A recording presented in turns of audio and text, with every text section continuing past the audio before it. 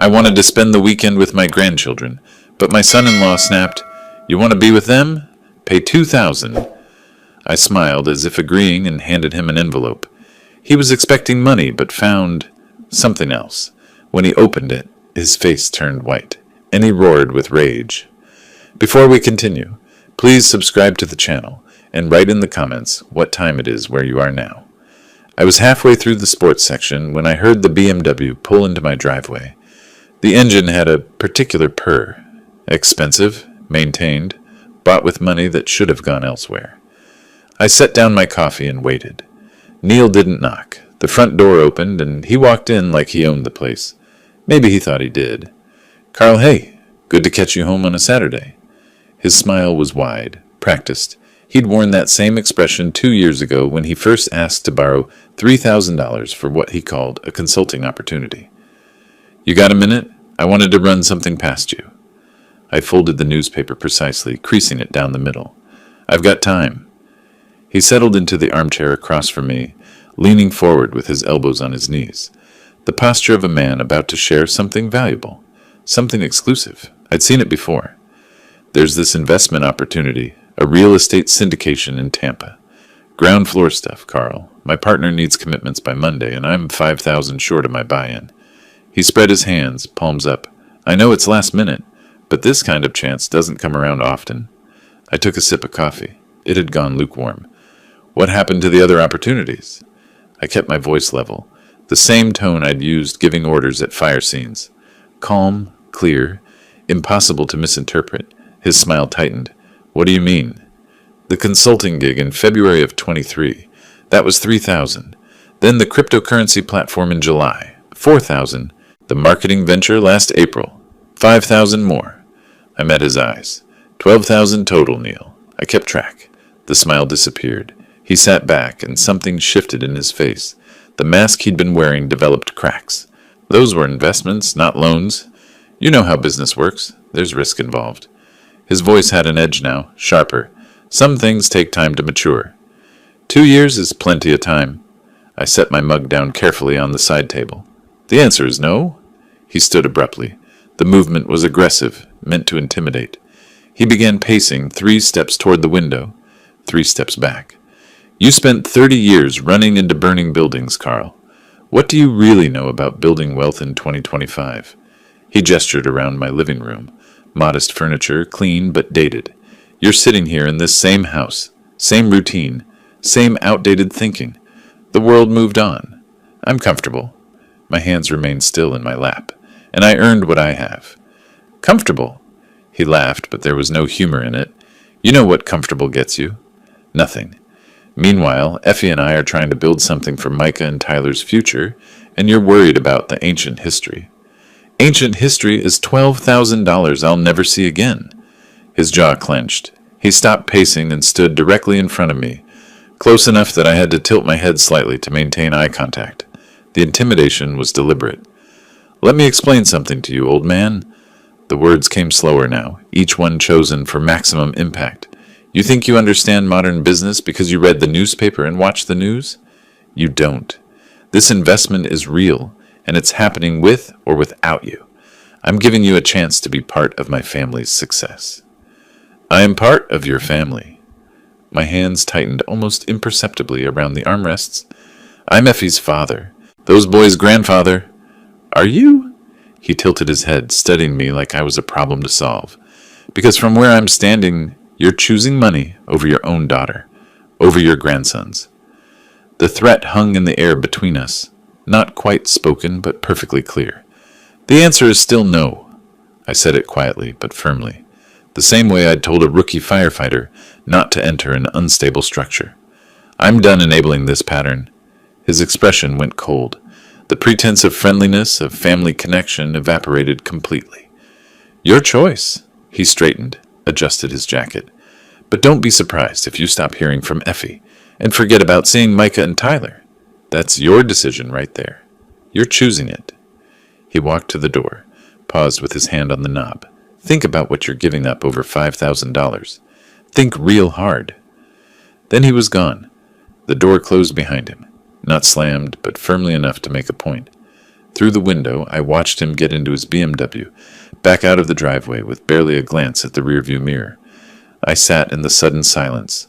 My coffee mug was still where I'd left it, newspaper folded beside it. Everything looked exactly the same as it had 15 minutes ago, but something had fundamentally changed. I stood slowly and walked to the mantel where Effie's last Christmas photo sat in a silver frame. Micah and Tyler grinned at the camera, gap-toothed and happy.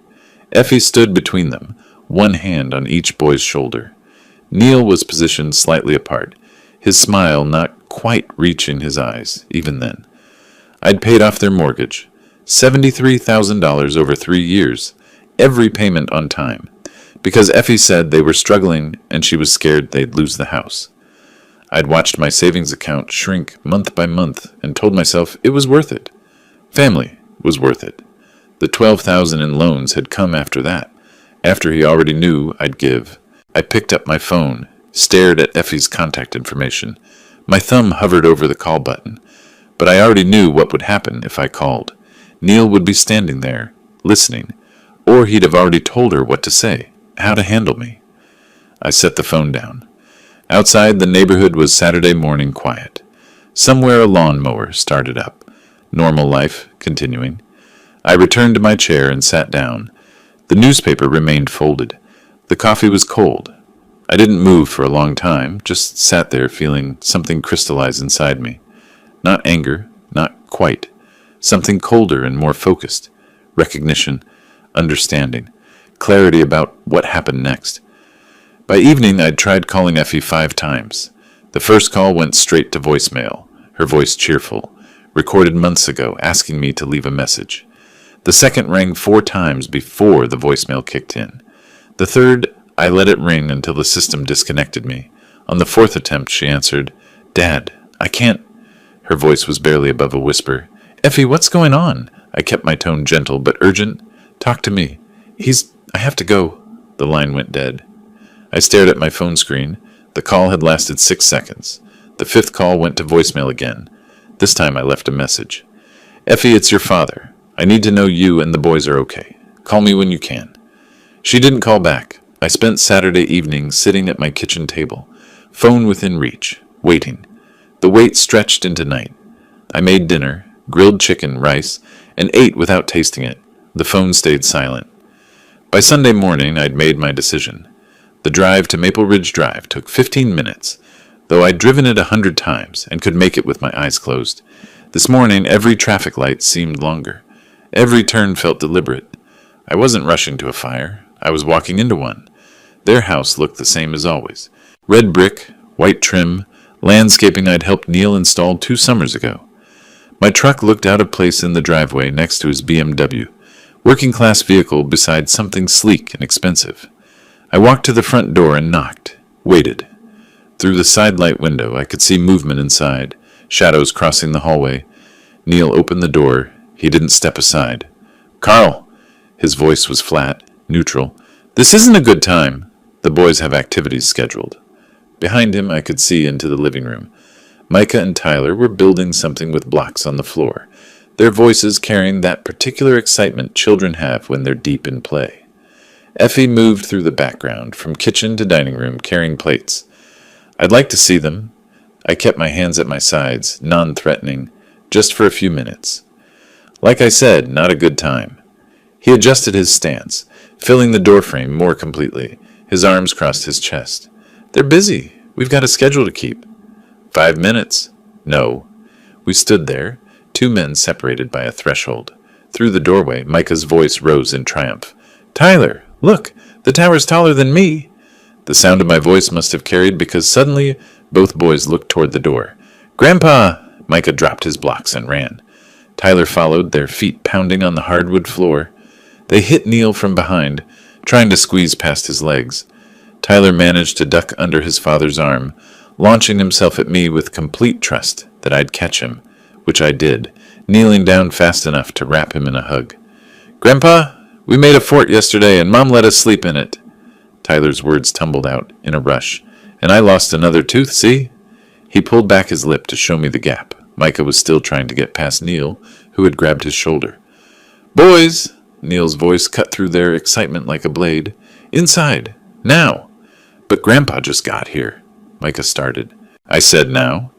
Neil's hand tightened on Micah's shoulder, turning him bodily back toward the living room. Tyler, let go of your grandfather. Tyler's arms loosened around my neck. I could feel his confusion, the way children sense adult tension without understanding it. It's okay, buddy. I ruffled his hair and stood, giving him a gentle push toward his father. You go on. Both boys retreated, looking back over their shoulders. Their excitement had transformed into uncertainty, into something that looked uncomfortably like fear. Effie appeared in the hallway behind Neil. Our eyes met. She looked thinner than I remembered, her shoulders curved inward. She opened her mouth, closed it, then mouthed something I couldn't quite catch. Sorry, maybe. Or help. Neil waited until the boys were out of earshot before he spoke again. Here's how this works, Carl. He leaned against the doorframe, casual now, confident. If you want time with Micah and Tyler, the rate is $2,000 per weekend. That's my time you're taking as their father. That's the disruption to our family schedule. Consider it a consultation fee. The words landed with calculated precision, not asked, stated. 2,000, I repeated it, making sure I'd heard correctly. Per weekend, cash. He smiled slightly. You want to be grandfather of the year? That's the price. Otherwise, we're too busy. Schedule's packed. You understand? I looked past him at Effie. She'd pressed herself against the hallway wall, her arms wrapped around her torso. When I caught her eye, she gave a slight shake of her head. Not defiance. Resignation. I see. The words came out flat, emotionless. I didn't trust myself to say more. Good talk. Neil pushed off the doorframe, his hand already on the door. Let me know what you decide. The door closed. I heard the deadbolt slide into place. I stood there for a moment, looking at that closed door, at the brass numbers spelling out the address, at the doormat that said, Welcome home. Then I walked back to my truck, got in, and sat with my hands on the steering wheel. Through the front window, I could see the boys had returned to their blocks. Tyler looked toward the door once. Then Neil said something, and he turned away. The drive home was different from the drive there. Shorter, somehow. Clearer. I pulled into my garage, went inside, and walked directly to the safe in my bedroom closet. 3 turns right, 2 left, 1 right. The heavy door swung open with a metallic sigh. Inside were the important documents. Birth certificates, my service records, insurance policies, and underneath everything else, a thick folder labeled Maple Ridge Property. I carried it to the kitchen table and opened it. The mortgage documents were all there, organized chronologically. Every payment I'd made, check copies paper-clipped to the monthly statements, $73,000. The final payoff letter was dated 18 months ago. I pulled out a fresh notebook from the drawer and opened it to the first page. At the top, I wrote, Neil Morrison, account. Then I began listing in careful handwriting every transaction. February 2023, $3,000, consulting opportunity. July 2023, $4,000, cryptocurrency platform. April 2024, $5,000, marketing venture. Below that, I added Maple Ridge mortgage payments, January 2022 through June 2023. Total, $73,000. My pen paused above the paper. Then I wrote one more line. March 2025. $2,000 weekend demanded for grandchildren access. I set down the pen and looked at what I'd written. The numbers told a clear story. Pattern of exploitation. Systematic extraction. Now, extortion. The property deed lay beside my notebook. 73 pages of legal text describing ownership, rights, and obligations. I'd read it once when I started making payments, but hadn't looked at it since. I pulled it closer and began reading again. This time, I read every word. The notary's seal caught my eye, embossed into the bottom of the deed. March 15th, 2022. 3 years ago. My finger traced the indentation, and suddenly I was back at that kitchen table on a different evening, the phone pressed to my ear. Effie's voice had cracked with each word. Dad, we're going to lose the house. I'd pulled the phone away slightly, her sobbing that raw. Behind her I could hear Tyler crying. He would have been 4 then, old enough to sense his mother's panic.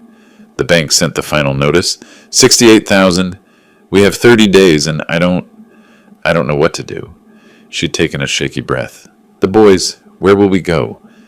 I'd been standing in almost the same spot I sat now, looking out at the darkening yard, and my retirement account statement had been on the counter.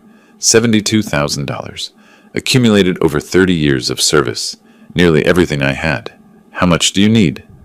My voice had been steady then, the same way it stayed steady when I told a rookie the building was coming down and we had to move now. All of it. The full payoff. I know it's everything you saved, but I'll take care of it. The silence on her end had lasted several seconds. Then, Dad, are you sure? That's your retirement. You're my daughter. Those boys are my grandsons, I'm sure. I'd gone to the bank the next morning. The branch manager, a woman named Patricia, who'd handled my accounts for 15 years, had looked at the withdrawal slip and then at me. Mr. Cruz, this is nearly your entire savings. Are you certain about this? I am. She'd processed the transaction without further questions, though her expression had said everything. The check had felt heavier than it should, all those zeros on one piece of paper. The notary's office had been in a strip mall off Dale Mabry, between a nail salon and a tax preparation service. Mr. Hendricks was an older man, methodical, wearing reading glasses on a chain. He'd spread the mortgage payoff documents across his desk, then looked at me directly. Mr. Cruz, you have options for how to structure this transaction. His pen had tapped each stack of papers. You can make this a gift to your daughter and son-in-law. Straightforward, no strings. Or you can structure it as a secured loan against the property itself. What's the difference? A gift is final. You're transferring wealth with no expectation of repayment. He'd adjusted his glasses. A loan, particularly one secured by the property, protects your interests. If they default on repayment terms, you have legal recourse. Given the amount, $68,000, I'd recommend the loan structure. I'd hesitated. The idea of putting legal conditions on helping my daughter had felt wrong, almost mercenary. It doesn't mean you don't trust them, Hendricks had added as if reading my thoughts. It means you're being prudent. Families have disagreements. Money complicates things. This protects everyone. Make it a loan. The paperwork had taken an hour. Hendricks had explained each clause, each protection, each stipulation. I'd signed where he indicated, watching my signature appear over and over, acknowledging the debt, securing my interest, establishing repayment terms. Terms that were never met. Neil had shown up at the house that evening after I'd paid off the mortgage. I'd met him on the porch, the receipt from the mortgage company in my hand. Carl, he'd extended his hand, shaking mine firmly. I can't thank you enough. This mistake won't define me. I'll pay back every cent. You have my word. But his eyes hadn't quite met mine. They'd focused somewhere over my left shoulder, at the street behind me, at anything but direct contact. I'd noticed it then, registered it, but dismissed it as embarrassment. Just take care of my daughter and those boys. Absolutely, you'll see. He'd dropped my hand quickly, backing toward his car. I've got some opportunities lined up.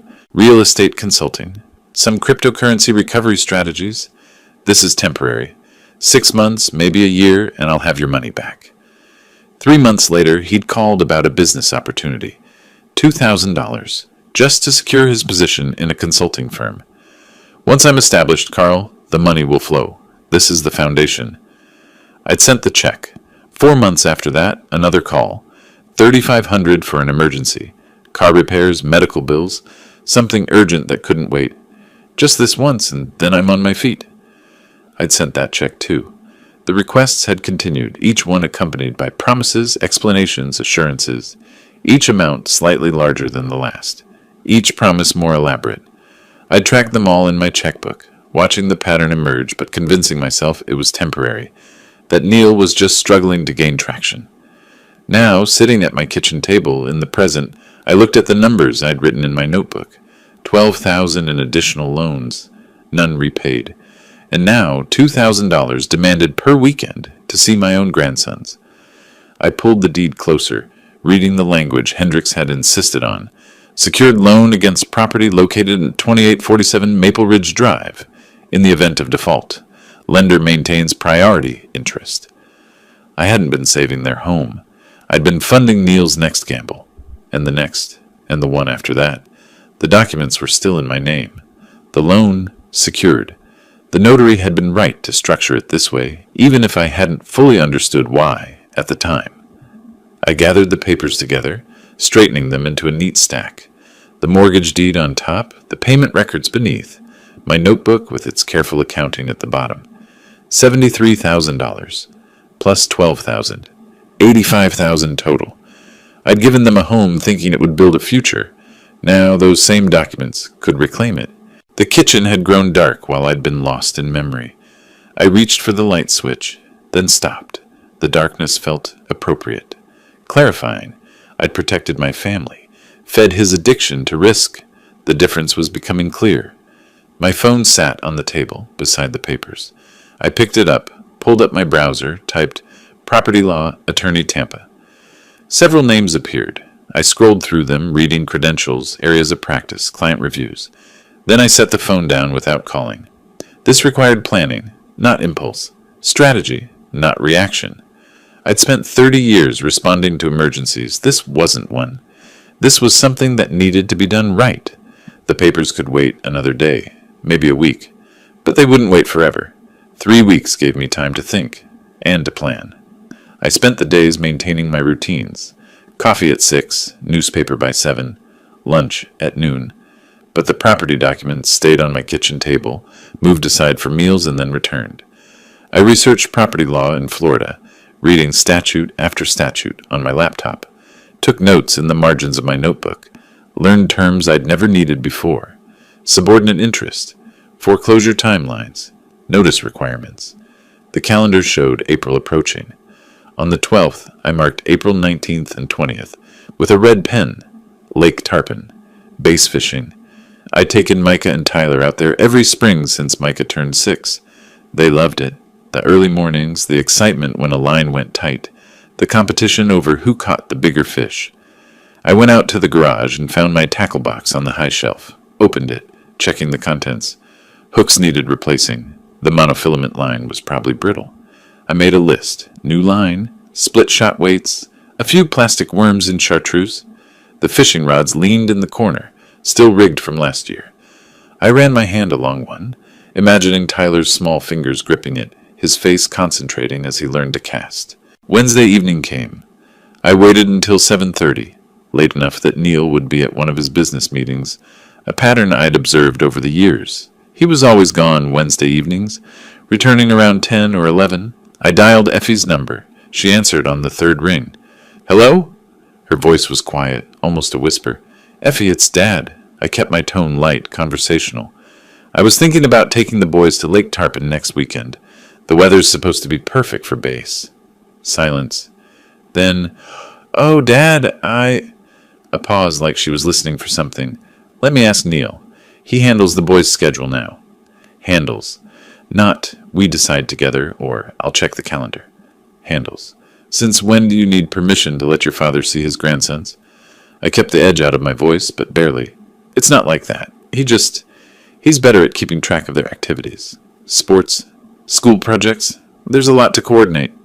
Put Micah on the phone. I want to ask him about fishing." Another pause, longer this time. I could hear her breathing, rapid and shallow. "They're already in bed, Dad. School night. Maybe we can talk about this over the weekend?" I looked at the clock on my microwave. 7:43. Micah was 10. Tyler was 7. Neither of them had gone to bed before 8:30 since they were toddlers. "It's not even 8 o'clock, Effie." They were tired. "Early day tomorrow. I'll call you Saturday, okay? We'll figure something out." Her voice had that same quality as when she'd stood behind Neil in the doorway, defeated, apologetic, trapped. "Effie, I have to go, Dad. I'll call you." The line went dead. I set my phone on the counter and stood there staring at it. Handles the boys' schedule. Already in bed. "I'll call you." She didn't call Saturday. Thursday afternoon, my phone rang. Neil's name appeared on the screen. I let it ring twice before answering, taking a moment to prepare myself. "Carl." No greeting, no pleasantries. "Effie mentioned your fishing idea." I stayed silent, waiting. "The boys have commitments that weekend. Micah's got a soccer tournament. Tyler has a birthday party Sunday afternoon. Their schedule's completely full." He paused, and I could hear him breathing. "Perhaps if you reconsidered your stance on supporting this family financially, we could find time in their calendar. Work something out. $2,000 per weekend. That's what he was circling back to, what he'd always circle back to. Access to my grandsons had a price tag, and it was non-negotiable. I see. I kept my voice neutral, giving him nothing. Thank you for calling back. Just something to think about, Carl. These boys are growing up fast. A lot of weekends between now and when they're teenagers who don't want to hang out with Grandpa anymore. Be ashamed to miss all of them over a principle. I'll keep that in mind. You do that. He hung up without saying goodbye. I stood in my kitchen, phone still in my hand, looking out the window at Mrs. Patterson's house across the street, and she was watering her garden, moving slowly with her cane, tending to her roses. Normal afternoon, normal neighborhood, normal life, commitments, at 7 and 10 years old. I set the phone down and walked to the table where the property documents still sat, opened my laptop beside them, typed real estate attorney Tampa eviction into the search bar. Several firms appeared. I clicked on the first one, Buchanan and Associates, with an office downtown. Their website listed services, landlord-tenant disputes, property recovery, foreclosure assistance. I found the contact page, stared at the phone number. My finger hovered over it. Neil thought he was building a system, thought he could put a price on family, on access, on love, thought he could take the home I'd given them and turn it into leverage against me. But he'd forgotten something important, or maybe he'd never known. The house was in my name. The loan secured against the property. Every legal protection Hendricks had insisted on 3 years ago when I thought I was just being cautious was now a weapon. Neil had built his control system in a house that wasn't his. I picked up my phone and dialed the number from the website. It rang once, twice. A receptionist answered, professional and courteous. Buchanan and Associates, how may I help you? I need to speak with an attorney about property recovery. My voice was steady, calm, the same voice I'd used directing crews at fire scenes. I have a secured loan in default, and I need to understand my options. Let me connect you with Mr. Buchanan's office. May I have your name? Carl Cruz. One moment, Mr. Cruz. The line clicked to hold music. I looked at the fishing rods in the corner of my kitchen, at the calendar with its marked date, at the tackle box I'd optimistically prepared. Neil's voice echoed in my head. Commitments, schedule, supporting the family. I'd supported them enough. Time to collect what I was owed. A week of phone calls and paperwork led to this. Friday afternoon, a white envelope in my jacket's inside pocket, and the sound of children's laughter reaching me before I'd even closed my car door. I'd parked at the curb, not the driveway. This wasn't a social visit. Micah and Tyler were playing in the front yard, something involving a soccer ball and an elaborate set of rules they'd invented themselves. Tyler kicked the ball wide, and it rolled toward the street just as I stepped onto the sidewalk. I got it, Micah called, then froze mid-stride when he saw me. His face transformed instantly. Grandpa! They both dropped everything and ran. Tyler reached me first, launching himself at my legs with complete trust that I'd stay upright, which I did, kneeling fast enough to catch him properly. You came? Are we going fishing tomorrow? His words tumbled over each other. Mom said maybe, but Dad said no, but you're here so we can go, right? Micah arrived a second later, slightly more reserved at 10 years old, but no less happy. Did you bring the tackle box? I've been practicing my casting in the backyard. I hugged them both, feeling the weight of what I was about to do settle heavier on my shoulders. We'll see, buddy. We'll see. The front door opened. Neil stepped out, paused on the threshold, then walked across the yard with deliberate steps. His arms were already crossing his chest before he'd fully reached us. What are you doing here, Carl? His voice had that edge I'd come to recognize. Territorial, annoyed at the intrusion. I thought we had this settled. I stood, keeping one hand on Tyler's shoulder. I'm here to take Micah and Tyler fishing, like we planned. His laugh was short, humorless. Right. We discussed this on the phone, didn't we? He looked at the boys, then back at me, his expression shifting to something almost amused. $2,000. That's the price if you want to play grandfather this weekend. Play grandfather? As if loving these boys was a performance, a hobby I could afford, or not. Here. I reached into my jacket, withdrew the envelope, and extended it toward him. My hand was steady. This is what you've earned. His expression flickered. Surprise, then satisfaction. He thought he'd won. Thought I'd finally bent to his system. He snatched the envelope from my hand and tore it open, pulling out the folded papers inside. His eyes dropped to the text, scanning quickly at first, then slower. I watched his face carefully. The change happened in stages. Confusion first, his brow furrowing, then comprehension, his eyes widening slightly, then color draining from his face before flushing back darker. "What is this?" His voice rose. "You can't." "Read it carefully," I said, keeping my tone level. "You have 30 days. "This is my house." He shook the papers at me, his hand trembling. "You gave this to us. You can't just... It's my house." I kept my eyes on his. "Always has been. The mortgage payoff was structured as a secured loan. The notary made sure of that. You never paid a cent back. The loan's in default." "You're insane. This is... Effie!" He turned toward the house, shouting, "Effie, get out here!" But I was already moving, turning toward my car. The boys stood frozen where I'd left them, confusion replacing their earlier joy. Tyler looked like he might cry. "We'll go fishing soon," I told them, managing a smile. "I promise." "You can't evict us." Neil's voice followed me, getting louder, more desperate. "We have rights. This is our home." I opened my car door. Through the front window of the house, I could see Effie's silhouette appearing, frozen in the doorway. She didn't come outside. 30 days, Neil." I said it without looking back. "That's what the law requires. Use them wisely." "I'll fight this. I'll sue you. You'll never see these kids again, you understand me?" "Never." I got in, closed the door, started the engine. In the rearview mirror, Neil stood in the middle of the driveway, still holding the papers. Micah had moved to stand beside him, looking small and confused. Tyler was walking toward Effie, who'd finally stepped onto the porch. I pulled away from the curb, keeping my speed steady and controlled. No rushing, no fleeing, just leaving. Neil's voice carried down the street, raw and panicked now, the words losing meaning as distance grew. At the stop sign, I glanced in the mirror, one last time. He was on his phone already, pacing the driveway, the white papers crumpled in his fist, already calling someone, an attorney probably, maybe a friend, someone he thought could fix this. Good. Let him try. I turned the corner and they disappeared from view. My hands were still steady on the wheel, but my chest felt tight. The boys' faces, their confusion, their disappointment, stayed with me. 4 weeks. The eviction notice gave them 4 weeks to vacate. In 4 weeks, this would either be over or it would escalate into something uglier. I drove home through late afternoon traffic, the sun casting long shadows across the road. The envelope was gone, delivered. The first move was made. Now I waited to see how Neil would respond. The answer came sooner than I expected.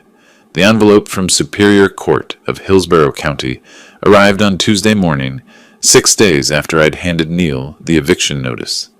The return address told me everything before I even opened it. I carried it inside, set it on the kitchen table, and made coffee first. Whatever was inside could wait 5 minutes. When I finally tore it open, the legal language was dense, but the meaning was clear. Neil Morrison, Viesers Carl Cruz. Counter lawsuit claiming the house had been a gift, not a loan. Demanding the eviction be dismissed with prejudice. A gift. $68,000, and he was calling it a gift. I read through it twice, marking the false statements with a red pen. Plaintiff provided funds with no expectation of repayment. Defendant made no demands for payment over 3 years. Property transfer was voluntary and without contractual obligation. Each lie was carefully constructed, just plausible enough to require documentation to disprove. My phone rang on the 3rd day. Effie's name on the screen. I stared at it through 2 rings, knowing what was coming before I answered. "Dad!"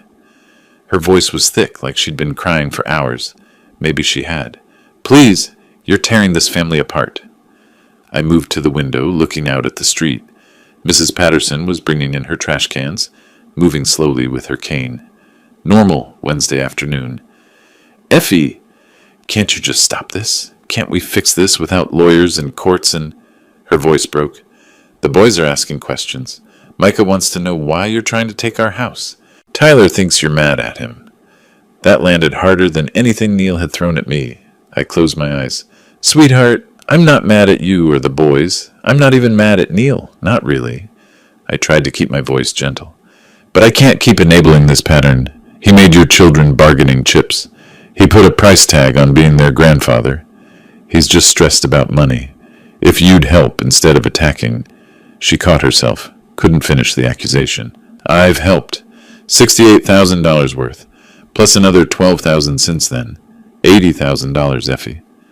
I let that sit for a moment. When does helping become enabling? Silence, then barely above a whisper. I don't know what to do. You could tell him to settle this. Pay back what he owes or work out a payment plan. I'd consider that. He says you're stealing from us, that you promised the house was ours and now you're going back on your word. Her voice gained an edge. Did you? Did you promise? I promised to help. I did help. But the paperwork was clear. It was a loan, Effie. The notary explained it to both of you. Neil signed the documents. He says he didn't understand what he was signing. He understood enough to never make a single payment. I rubbed my forehead, feeling the headache building. I love you. I love those boys. But I can't let this continue. Then you're choosing money over family. Neil made that choice when he demanded $2,000 a weekend. I'm just responding. She hung up without saying goodbye. I stood there holding the dead phone, looking at Mrs. Patterson's empty driveway. The trash cans were lined up neatly against her garage, everything in its place. By Friday, I'd made 3 calls to different law firms. The first 2 weren't taking new clients. The third, Buchanan and Associates, the firm I'd contacted before, referred me to a colleague who specialized in property disputes. David Wade's office was downtown, 16th floor of a glass building near the courthouse. The elevator ride up gave me time to check my reflection in the polished doors. I'd worn slacks and a button-down, treating this with the seriousness it deserved. The receptionist was professional, friendly. Mr. Cruz, Mr. Wade will see you now. His office was organized chaos, files stacked neatly, law books with multicolored tabs, a computer with 2 monitors displaying what looked like property records. Wade himself was younger than I'd expected, maybe mid-40s, with sharp eyes and a firm handshake. Mr. Cruz, please sit. He gestured to a chair across from his desk. You mentioned a property recovery situation? I pulled out my folder. Everything organized the way I'd learned in the fire department. Documentation mattered. Chain of evidence mattered. March 2022, I paid off my daughter and son-in-law's mortgage, $68,000. I spread the papers across his desk. The transaction was structured as a secured loan, notarized, filed with the county, everything proper. Wade picked up the loan agreement, scanning it quickly. His expression remained neutral but focused. He never made a payment, not in 3 years. Then he started demanding money to let me see my grandchildren. I pulled out my notebook with the transaction history. I served an eviction notice. He's countersuing, claiming the money was a gift. Wade's fingers moved across his keyboard, pulling up county records. The lien is properly filed. I can see it here. Recorded April 2022, priority interest, Carl Cruz is lineholder. He looked up at me. Your documentation is excellent. Notarized loan agreement, secured lien filed with the county, payment records. This is textbook. Can he just claim it was a gift? Can he lie like that? He can claim anything. Proving it's another matter. Wade set down the papers. The documents speak clearly. We'll file a response to his suit. Present your evidence. Unless he has something substantial, and from what you're showing me, he doesn't, the court will see through his claim. What's this going to cost me? $3,500 retainer. That covers filing the response, initial court appearances, standard discovery. If it goes to trial, we'll discuss additional fees, but I doubt it will. Cases with documentation this clear typically settle or get dismissed quickly. I wrote the check, watching $3,500 disappear with my signature. Money I'd saved, money I'd earned, but necessary. Court date is set for May 28th, Wade said, handing me copies of the papers. I'll file our response this week. In the meantime, don't contact your son-in-law directly. All communication goes through me now. I left his office with a business card, a court date, and a lighter wallet. The sun was setting as I drove home, painting the sky orange and purple. That night, I tried calling Effie, straight to voicemail. I tried texting the boys. Miss you. Love you. See you soon. The messages showed as delivered, but never read. The next morning, I drove to Maple Ridge, knocked on the door, waited. I could see shadows moving inside. Someone was home, but no one answered. I returned home and sat at my kitchen table with the case folder open in front of me. Everything was in order. The law was on my side. The documentation was clear. But across the room, propped against the lamp on the side table, was a photo from last year's fishing trip. Micah holding up a base that was almost too big for him to lift. Tyler grinning beside him, his new fishing rod still in hand. 4 weeks until court. 4 weeks of silence from my family. 4 weeks of wondering if I'd made the right choice. I closed the folder and looked at their faces in the photo, at their smiles, their pride, their trust. I'd done worse things for worse reasons. At least this time, I was fighting for something that mattered. 4 weeks of waiting came down to this. A Wednesday morning in late May, courthouse steps that felt steeper than they should have, and David Wade waiting by the security checkpoint with his briefcase in hand. "Mr. Cruz," he shook my hand firmly. "Ready?" I'd worn my best suit, navy blue, white shirt, burgundy tie, the same outfit I'd worn to retirement ceremonies and funerals, occasions that mattered, as ready as I'll be. We went through security together, emptying pockets into gray plastic bins. The courthouse smelled like floor polish and anxiety. Wade led me to the elevators, pressed the button for the 3rd floor. "Remember, let me do the talking. If the judge asks you a direct question, answer simply and truthfully. Don't elaborate unless asked." He checked his watch. "We're 15 minutes early. Good." The hallway outside courtroom 3B was lined with wooden benches, half filled with people waiting for their cases. Lawyers in suits, defendants in street clothes, a few children playing quietly while their parents talked in hushed voices. Neil arrived 10 minutes later with a man I didn't recognize, shorter, older, carrying a battered briefcase. His attorney, presumably. They stayed at the far end of the hallway.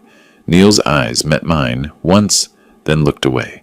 When the bailiff called our case, we filed in silently. The courtroom was smaller than I'd expected, maybe 30 feet square, with the judge's bench elevated at the front, 2 tables for counsel and a few rows of gallery seating. The judge entered, a woman in her 50s, gray hair pulled back, reading glasses on a chain. She settled into her chair and opened the file. "Morrison versus Cruz, property recovery matter." She looked up. "Counsels, state your appearances." "David Wade for plaintiff Carl Cruz, Your Honor." "Robert Mackey for defendants Neil and Effie Morrison, Your Honor." "Mr. Wade, this is your action. Proceed." Wade stood, organized his documents with practiced efficiency. "Your Honor, the evidence is unambiguous. In March 2022, Mr. Cruz provided $68,000 to satisfy the mortgage on property located at 2847 Maple Ridge Drive. This transaction was structured as a secured loan, properly documented and notarized. He placed copies of the loan agreement on the judge's bench, then handed one to Mackey. The loan agreement clearly states repayment terms. Mr. Cruz filed a lien with Hillsborough County in April 2022, establishing his priority interest in the property. You'll find the county recording number on page 2. The judge examined the documents, flipping through pages methodically. In the 3 years since this loan was made, defendants have made 0 payments. Not a single dollar toward principal or interest. Mr. Cruz served proper notice to vacate in April of this year. The defendants responded with a countersuit claiming the funds were a gift. "Mr. Mackey?" The judge looked at Neil's attorney. "Your response?" Mackey stood, shuffling papers. "Your Honor, this was a family matter. Mr. Cruz was helping his daughter and her family during a difficult time. The understanding between them was, do you have any documentation showing this was a gift rather than a secured loan?" The judge's tone was neutral but pointed. "Not in writing, Your Honor, but the family understanding and the relationship between—" "Counselor, I asked about documentation." Mackey's jaw tightened. "No, Your Honor. But we believe Mr. Cruz's intent at the time. His intent is clearly stated in the loan agreement he signed and notarized." She tapped the papers in front of her, along with the defendant's signatures acknowledging the debt. I watched Neil's face across the room. His initial confidence had drained away, replaced by something closer to panic. "Your Honor, if I may," Mackey tried again, "this action will result in Mr. Cruz's daughter and grandchildren being displaced. Mr. Mackey, we're here to determine the validity of the eviction notice, not to adjudicate family dynamics." She removed her reading glasses. "The documentation is clear and proper. The loan agreement is valid. The lien is properly filed. The defendants have not made payments. The eviction notice is therefore valid." She looked directly at Neil and his attorney. "Defendants have until June 30th to vacate the property at 2847 Maple Ridge Drive. That gives you 5 weeks to make arrangements. Case dismissed." The gavel came down. Final. We stood as the judge exited. Wade gathered his papers, organized everything back into his briefcase. Across the room, Mackie was speaking to Neil in urgent, hushed tones. Neil's face had gone red, his hands clenched into fists. "Let's go," Wade said quietly. In the hallway, he stopped and turned to face me. "Congratulations, Mr. Cruz. Clean victory." But I felt no victory, just a hollow sort of relief that the right thing had been recognized as right. "What about my grandsons?" The question came out before I had fully formed it. "I still can't see them, can't call them. This doesn't fix that." Wade considered. "That's outside my area of practice, but there are legal remedies. Grandparent visitation rights. You'd need a family law attorney." "Can you recommend someone?" "Margaret Stone. She's in the building across the street. Specializes in family law. Handled several grandparent rights cases." He pulled out his phone, scrolled through contacts. "I can call her office if you'd like." "Please." 20 minutes later, I was sitting in Margaret Stone's office on the 12th floor of a building that overlooked the courthouse. Her office was warmly decorated. Family photos on the walls, plants on the windowsill, comfortable chairs that didn't feel like you were being interrogated.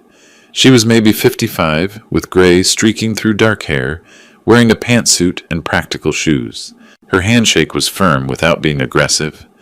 "Mr. Wade filled me in briefly, but I'd like to hear it from you. Start from the beginning." I told her everything. The mortgage payoff, Neil's pattern of loans, the blocked access to Micah and Tyler, the $2,000 per weekend demand. She took notes on a yellow legal pad, occasionally asking clarifying questions. Florida statute 752-011 provides for grandparent visitation when it serves the child's best interest. She set down her pen. "Your situation, systematic blocking of contact, unreasonable financial conditions, fits the criteria. We can file a petition for court-ordered visitation." "Will this make things worse with my daughter?" "Possibly." Stone didn't sugarcoat it. "You're already in conflict.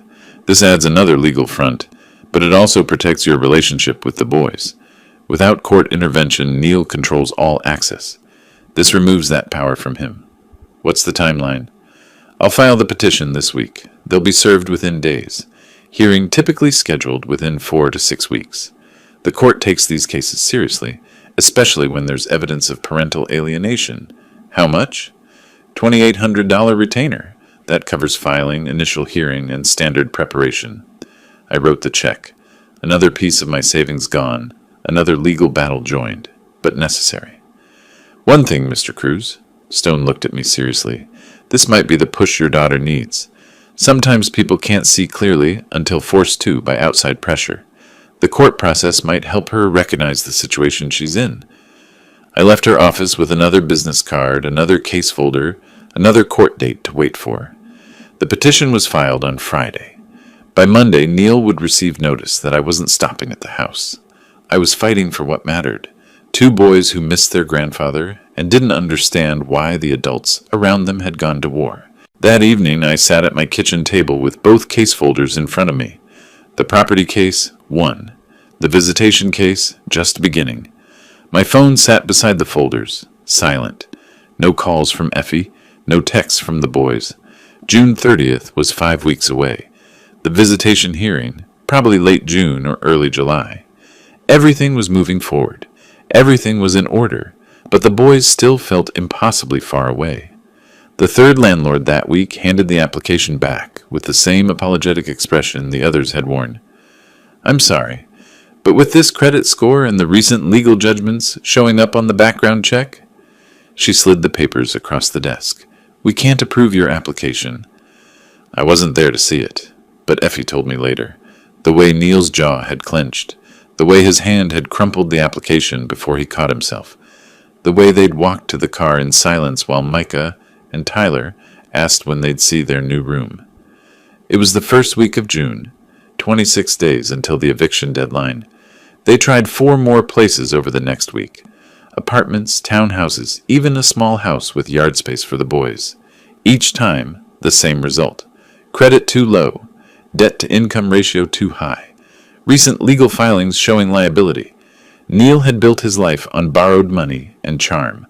When both ran out at once, the foundation collapsed fast. The bank visit came next. Neil went alone, meeting with a loan officer who pulled up his credit report on a computer screen. I heard about this from Wade, who heard it from someone who heard it from someone else. Small professional circles in a city like Tampa. The loan officer had turned the screen toward Neil, letting him see the numbers himself. Credit score in the low 500s. Multiple judgments. The eviction case showing as active. The grandparent visitation petition newly filed. Mr. Morrison, your debt-to-income ratio is concerning, and these recent legal filings show significant ongoing liability. We can't extend credit under these circumstances. Neil had left without the loan, without options, without control. That's when Wade and I filed the debt collection lawsuit. He owes you $12,000 in unpaid loans, Wade had said during our consultation, plus 3 years of interest. We can file for recovery. Will it help anything? It puts more pressure on him, makes his financial situation even more precarious, and legally, you're entitled to repayment. I'd signed the papers, written another check for filing fees. The lawsuit was served 2 days later. Effie told me Neil had exploded when he opened that envelope, had thrown the papers across the living room, paced like a caged animal, his voice rising with each circuit. Your father is destroying this family. Over money. Over a house he gave us. She'd tried to defend me, weakly. Dad did pay for the house. He did loan you the money. Whose side are you on? Neil had spun on her, pointing. After everything I've done for this family, you're going to defend him. She'd backed down, apologized, retreated. But something had shifted. She'd seen him without the mask, without the charm, without any control at all. Just panic and blame and no solutions. The breaking point came from an unexpected source. Effie was on the phone with her cousin, trying to explain the situation without fully explaining it, when Micah wandered into the kitchen.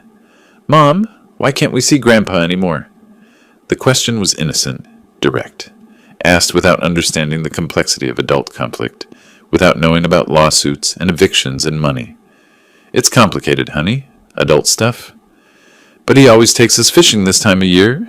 Tyler really wants to go. Did we do something wrong? Effie's face had crumpled. She'd ended the call with her cousin, rushed to the bathroom, and locked the door. 2 hours later, my phone rang. Effie's name on the screen. I'd stared at it for a full ring, processing. She hadn't called me in months, hadn't responded to my calls or texts.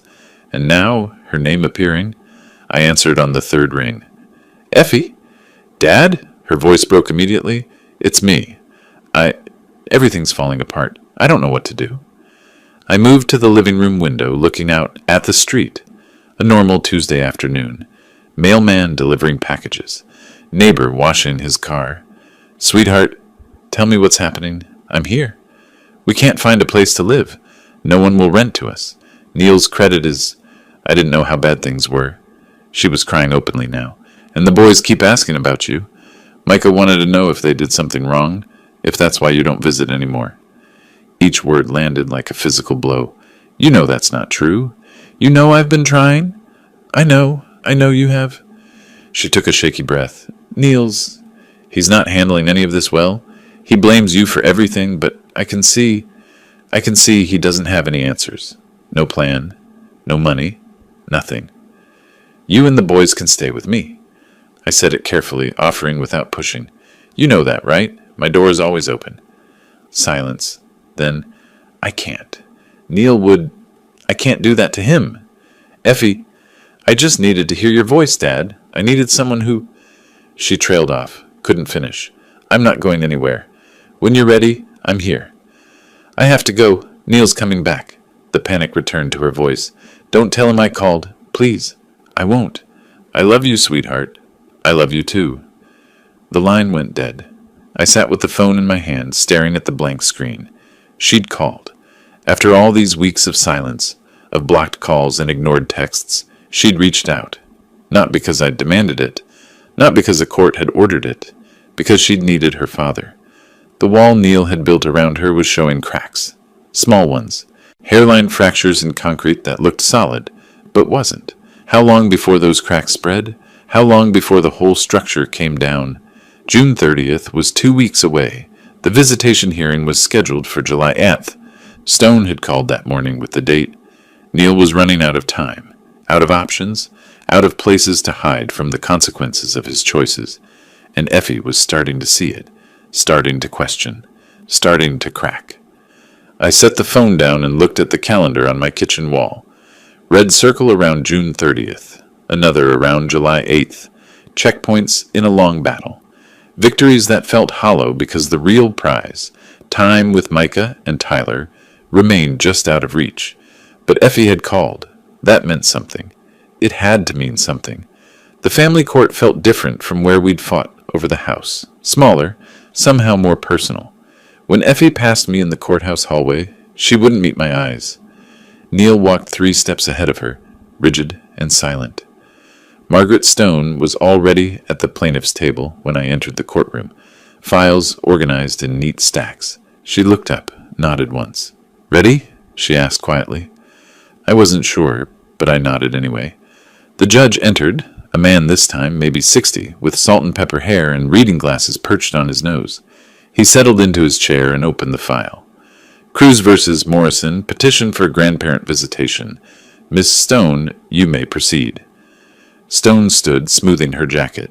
Your Honor, Carl Cruz seeks only what Florida statute 72011 grants every grandparent the right to maintain a meaningful relationship with his grandchildren. The evidence will show systematic and unjustified interference by the children's father. She presented my notebook first, holding it up for the judge to see.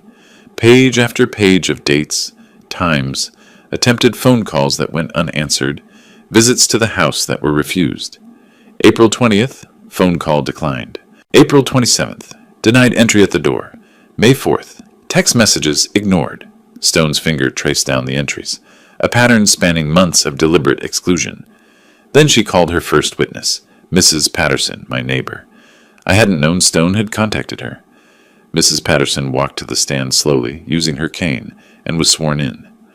Under Stone's questioning, she described what she'd seen from across the street. I watched Carl try to visit several times. He'd knock, and Neil would come to the door but not let him in. Sometimes the boys were right there, asking to see their grandpa. She paused, shook her head. Neil would send them back inside. Carl never made a scene, just left quietly each time. Neil's jaw clenched from where he sat. His attorney, a different one this time, slightly more competent looking, took notes, but said nothing. Thank you, Mrs. Patterson. Stone helped her down from the stand. Your Honor, I'd like to call Effie Morrison. I watched Effie's face go pale. She looked at Neil, who stared straight ahead, refusing to acknowledge her. The bailiff repeated the name. Effie Morrison to the stand. She walked forward like someone approaching an execution. The oath was administered, and she sat down, hands folded tightly in her lap. Stone approached gently, her voice softer than it had been with the other witness. Mrs. Morrison, how long has your father known your sons? Since they were born. Effie's voice was barely audible. Has he been involved in their lives? Yes. He used to see them every week, sometimes more. In all those years, in all that time with Micah and Tyler, did your father ever give you reason to fear for their safety? Effie's eyes found mine for just a second, then dropped. No, never. Has he ever been violent with them? Angry? Inappropriate in any way? No. Has he ever done anything that would suggest he shouldn't be around your children? No. The word came out stronger this time. Stone paused, letting that sit.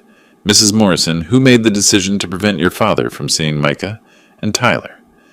Effie's hands twisted together. I could see her swallow, see the conflict written across her face. My husband did, her voice cracked. Neil decided I went along with it. From the corner of my eye, I saw Neil lean forward, his expression darkening. Did your father ever do anything to harm or endanger your children? No. Effie looked up now, directly at Stone. He loves them. He always has. He's a good grandfather. Thank you. No further questions. Neil's attorney tried a weak cross-examination, asking about family disagreements, and financial complications. But Effie's answers remained consistent. The facts were the facts. I'd done nothing to deserve being cut off from my grandsons. The judge removed his glasses, cleaned them slowly. The evidence is clear. Mr. Cruz has demonstrated a pattern of attempting contact that was systematically denied without legitimate cause. Temporary visitation order is granted, effective immediately. Every Saturday, 10 a.m. to 6 p.m., beginning July 26th. He looked directly at Neil. Mr. Morrison, this is a court order. You will comply. Final ruling will be issued within 30 days. The gavel came down. Outside the courtroom, I saw Neil grab Effie's arm, not violently but possessively, pulling her to the side of the hallway. His voice was low, urgent, angry. You just sided with him against me, in front of a judge. Do you understand what you've done? I was under oath. Effie's voice rose, defensive. I couldn't lie. You could have. He caught himself, looked around at the people passing. You better figure out where your loyalty lies. Fast. Effie pulled her arm free. Maybe I already have. Neil stared at her for a long moment, then turned and walked away. She stood there, watching him go, her shoulders slumped. Stone appeared beside me, the temporary order in her hand. Victory, Mr. Cruz. Clean and clear. Thank you. I took the paper, folded it carefully. There's something else. Stone pulled out her phone, scrolled through emails. David Wade copied me on a notice this morning. The sheriff's office scheduled forced eviction for August 2nd. Your son-in-law ignored the June 30th deadline. I looked down the hallway where Neil had disappeared. So it's really happening. It's really happening. They'll physically remove them if necessary. Stone put her phone away. Everything's converging, Mr. Cruz. The house, the visitation, the debt collection. Neil's running out of places to hide. I thought about Effie, standing alone in the hallway, watching her husband abandon her after she told the truth. What about my daughter? That's her choice to make. Stone's voice was kind but realistic. You can offer support, but she has to decide when she's had enough. I drove home with the temporary order on my passenger seat. July 26th was circled on the calendar in my kitchen. 10 days away. 10 days until I'd see Micah and Tyler again, until we'd go fishing like we used to, until things could start to feel normal. But August 2nd was circled too, the day the sheriff would enforce what Neil had refused to accept. The day consequences became physical, real, unavoidable. Everything was coming to a head. Neil's control was crumbling. Effie's alliance with him was fracturing, and I had my grandsons back, at least for Saturdays. At least for now, it would have to be enough. 10 days felt like 10 years, but finally July 26th arrived. They were waiting on the curb when I pulled up, Micah with his backpack already on, Tyler bouncing on his toes with excitement. Neil stood in the doorway of their apartment, arms crossed, saying nothing. Effie gave a small wave, apologetic and tentative. Grandpa? Tyler reached my car first, yanking the door open. You brought the good tackle box. Wouldn't dream of bringing anything else. I helped him with his seatbelt while Micah climbed in the other side. Ready for some bass fishing? Can we go to the same spot as last time? The one with the dock? That's exactly where we're headed, buddy. I waved to Effie before pulling away. In the rearview mirror, I saw Neil turn and go inside without acknowledging us. Effie stood alone for a moment, watching us drive off. Lake Tarpon looked exactly as I remembered, water reflecting the morning sky, the old dock extending out over water that held promise of fish below. I helped the boys with their rods, showing them how to tie the hooks, how to thread the plastic worms onto the line just right. Hold it steady, I told Tyler as his line went taut. Feel that? That's a bouse testing the bait. Wait for the second tug, then set the hook. The rod bent dramatically. Tyler's eyes went wide. Now! He yanked back, and the fish was on. I guided his hands, helping him reel, letting him do the work, but keeping him steady. When the base broke the surface, Tyler's whoop of joy echoed across the water. Grandpa, look, is this the biggest one today? That's a beauty, Micah, but Tyler's got some competition now. We fished until noon, then broke for sandwiches I'd packed in the cooler. The boys sat on either side of me on the dock, legs dangling over the edge, talking about school and friends and a science project Micah was excited about. We're learning about firefighters and social studies, Tyler said through a mouthful of sandwich. I told my teacher my grandpa was a fire captain. Did you tell them about the time we saw the fireboat at the harbor? Not yet. Can we go see it again soon? Absolutely. Next Saturday if you want. Because there would be next Saturday. And the one after that. And the one after that. On August 2nd, I wasn't at Maple Ridge Drive, but Wade called me that afternoon. Sheriff's Department executed the eviction this morning. Your son-in-law and daughter were given 2 hours to remove essential belongings. The rest was placed in storage. He paused. They moved to an apartment in Seminole Heights. Small place, from what I understand. How did Neil take it? About as well as you'd expect. But there was nothing he could do. Deputies supervised the entire process. A week later, the debt collection case settled. Neil's attorney proposed a payment plan, $400 per month for 30 months. Wade had recommended I reject it, push for a lump sum, but I'd told him to accept. Why? He'd asked. Because Effie asked me to.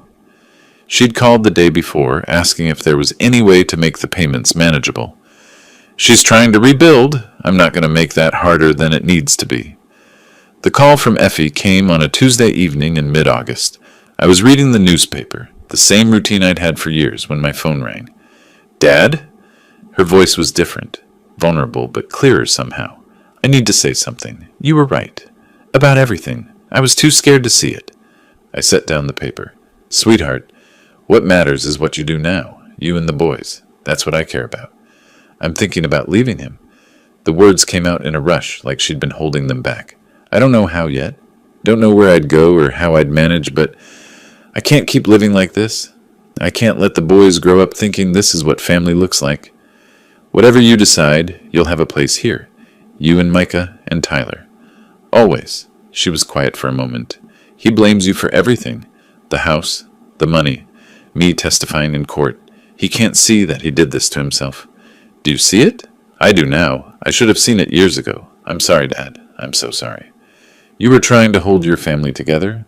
That's what you're supposed to do. You just needed time to realize you were holding on to something that was already broken. We talked for another 20 minutes. She wasn't ready to leave yet, but she was planning, thinking, growing stronger. The final court order came in late August. Permanent visitation rights, every Saturday from 10 to 6. Stone called to tell me, her voice pleased. Congratulations, Mr. Cruz. It's official. That Saturday, I picked up the boys from the apartment again. Neil wasn't there this time. Effie said he'd taken a shift doing delivery work, something he'd found through an app on his phone. The man who'd once demanded $2,000 per weekend was now driving packages around Tampa for $20 an hour. At the lake, Tyler caught a bass bigger than his last one. Micah matched it an hour later. We took pictures with my phone, the boys holding up their catches with proud grins. As the afternoon stretched toward evening, Tyler reeled in his line and turned to me. Grandpa, we're going to do this every Saturday now, right? Forever? I looked at both of them, Micah coiling his line carefully, Tyler waiting for my answer with complete trust in his eyes. Every Saturday, buddy, rain or shine, that's a promise. Even when we're teenagers? Especially when you're teenagers, though you might not want to hang out with an old man by then. Yes, we will. Tyler's response was immediate, emphatic. This is the best part of the week. We fished until the sun touched the horizon, turning the lake golden. The cooler held 4 bass, enough for me to teach them how to clean fish next time, if Effie was okay with it. On the drive home, both boys fell asleep in the back seat, exhausted and happy. In my rearview mirror, I could see Tyler's fishing cap tilted over his eyes, Micah's head resting against the window. This right here was what every lawsuit, every sleepless night, every difficult choice had been for. Not revenge, not even justice, really. Just this. 2 boys who knew their grandfather would always be there, who understood that promises could be kept, that love didn't have conditions or price tags, that family meant showing up. I'd lost most of my retirement savings, spent thousands on attorneys, fought battles in courtrooms, and suffered months of silence from my daughter. But watching those boys sleep, peaceful and secure, I knew I'd won the only thing that mattered. Neil had his consequences. Lost home, lost money, lost control. Effie was finding her strength, learning she had choices. The legal system, slow as it was, had worked the way it was supposed to. And me? I had my Saturdays. I had 2 grandsons who ran to my car with backpacks ready. I had a tackle box full of lures and a lake full of fish and a calendar full of promises I intended to keep. That was justice. Real justice. Everything else was just paperwork. If you liked this story, please like this video, subscribe to the channel, and share your impressions of this story in the comments. To listen to the next story, click on the box on the left. Thank you for watching,